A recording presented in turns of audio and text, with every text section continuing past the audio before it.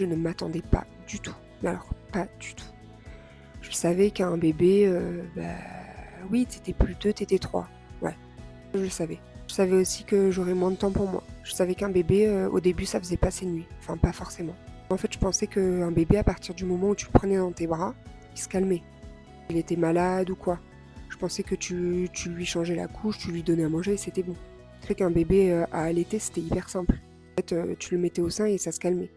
Mais en fait, pas du tout. Pas du tout.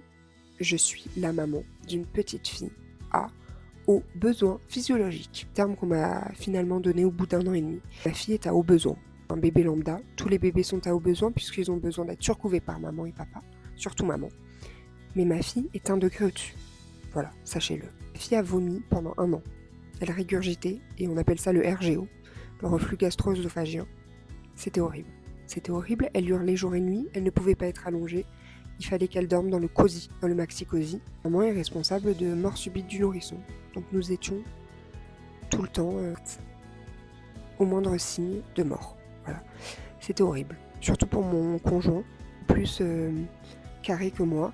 À partir du moment où elle dormait, que ce soit dans son cosy ou dans la voiture ou n'importe où, je laissais. Lui, il était là en mode non, parce que ça peut être grave. Mais enfin bon, elle ne dormait pas sinon. Donc en fait, elle laissait dormir de cette manière-là. Elle dormait 1 demi-heure et on restait éveillés à côté d'elle.